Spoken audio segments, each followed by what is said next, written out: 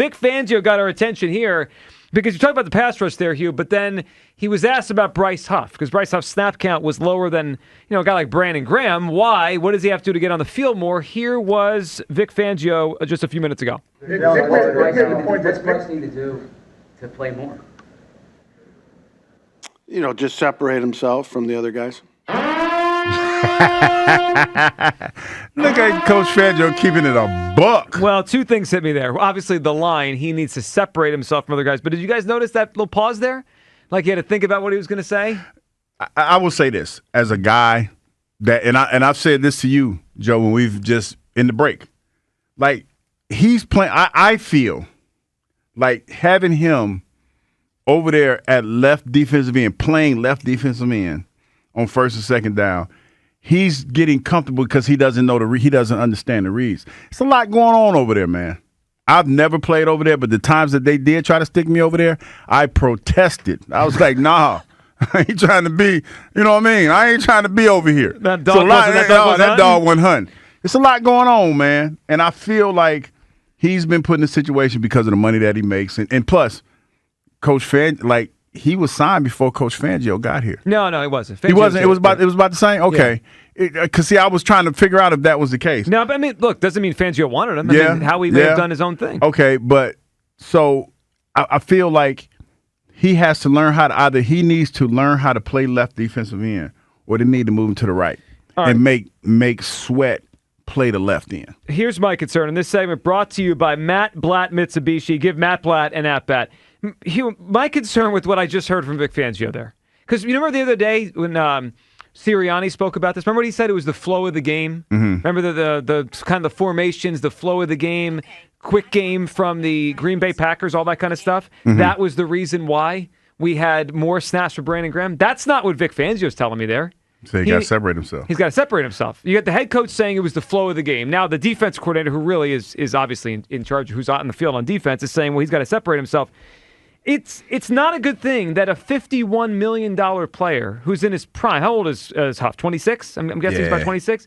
He's not just above Brandon Graham right now. Like Kyle, the defensive coordinator just told us that as of today, the $51 million player hasn't separated from the $4 million 36-year-old. Yeah, well, I mean, the snap counts showed that, didn't they? Like, I don't know. But now we have to, like what Sirianni said the other day is out the window. Of course, yeah. Like the defensive coordinator said it wasn't the flow of the game. It was he's not separating himself. I knew that Vic was going to give us honesty. Gave us a gem.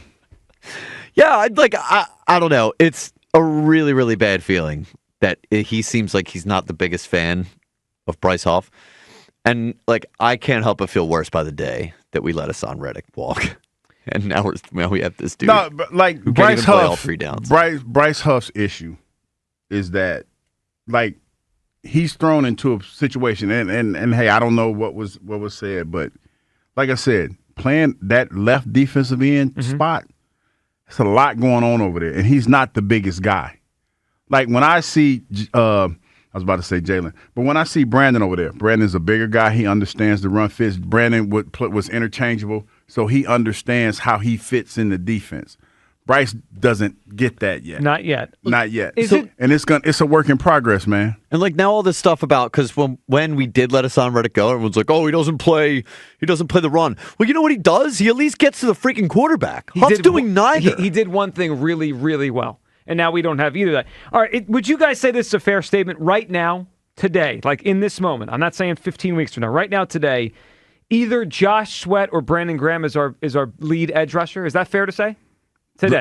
Who? Josh Sweat or Brandon Graham is our lead edge rusher. Yes. Okay. I just would like to reel off the names of the top edge rushers on the other NFC Super Bowl contenders. Aiden Hutchinson, Micah Parsons, Nick Bosa. We have Brandon Graham and Josh Sweat. It doesn't feel like it evens out there. No, it don't. Okay. It don't. And again, I feel like this pass rush is a work in process, a work in progress. I believe that Bryce is going to get better. I think that you also have to help Bryce get better by putting him in position to be successful early on. I think being thrown into that situation, man, as a guy who's done it, it's not easy. It's a lot. Like, if you understand blocking schemes and things like that, man, left end and right end are two totally different animals. I remember when Michael Strahan came into the league. Couldn't play right defensive end. He was a right defensive end at Texas Southern. He couldn't play over there because it was a different animal. Moving to left defensive end, he becomes a Hall of Famer. It's just that different.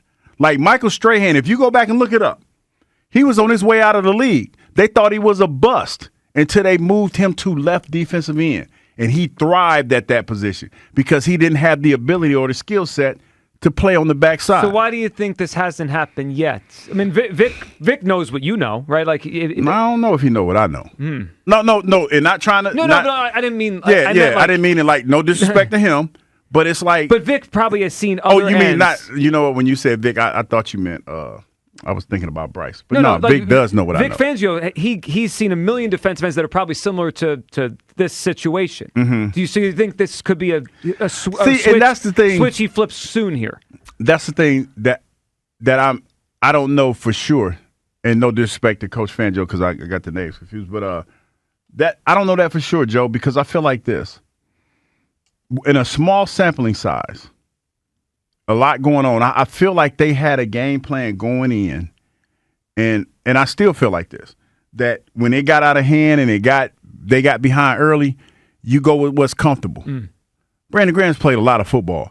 Brandon Graham understands a lot of football. He's the known. He's the known commodity. And he probably said, hey, OG, I might need you come, Friday night. And that's where it became, because Brandon, when he was out there, man, he understands the run fits. He plays more physical.